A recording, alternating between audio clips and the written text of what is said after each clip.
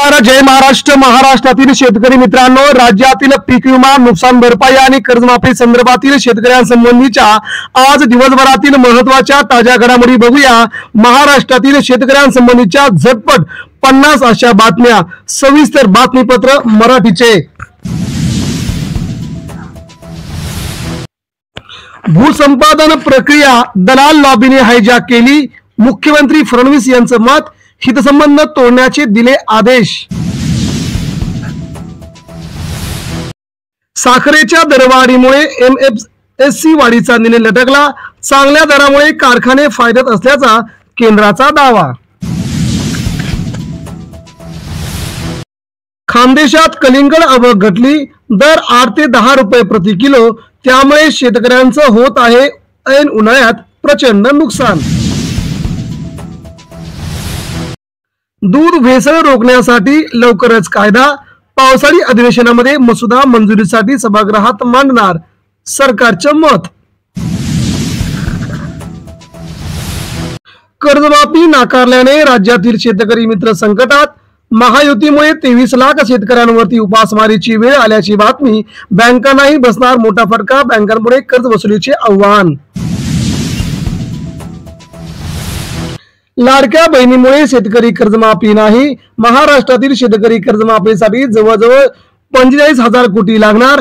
परंतु लाडक्या बहिणीसाठी आता कर्जमाफीचा विषय प्रलंबित असल्याची सरकारच्या मंत्र्याची खुलेआम माहिती. त्यामुळे सरकारचं टेन्शन वाढलं.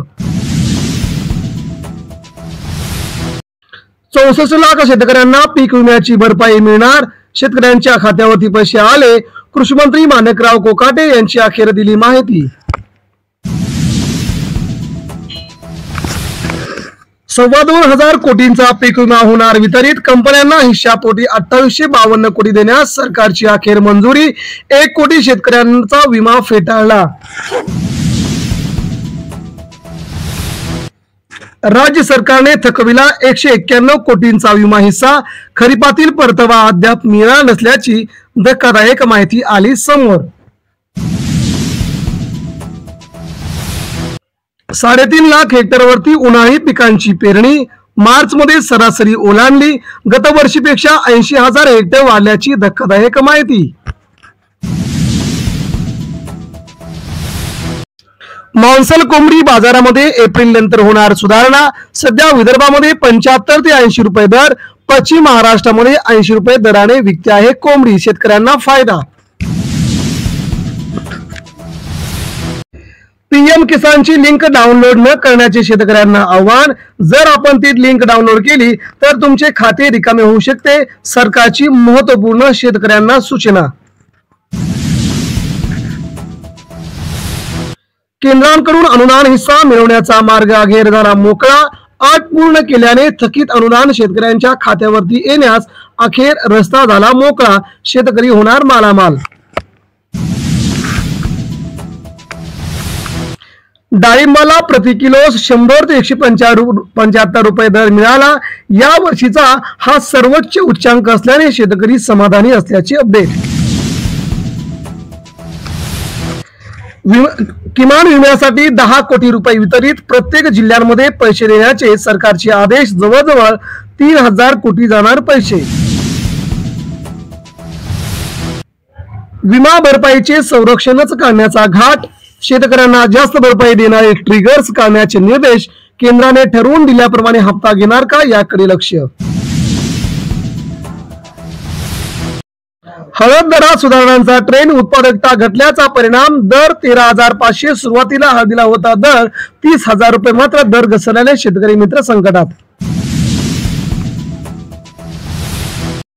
पंजाब करणार 124 लाख टन गव्हाची खरेदी. प्रति क्विंटलला देणार 2,500 रुपये हमीभाव. सरकारची महत्त्वपूर्ण घोषणा.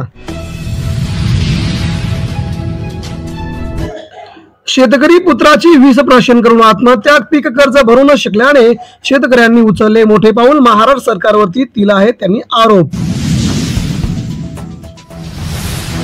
ज्या शेतकऱ्यांची लिंब आहेत त्या लिंबाचा दर अतिशय प्रचंड वाढल्याने शेतकऱ्यांना होतोय फायदा. प्रतिनग मिळतोय 10 ते 12 रुपये दर.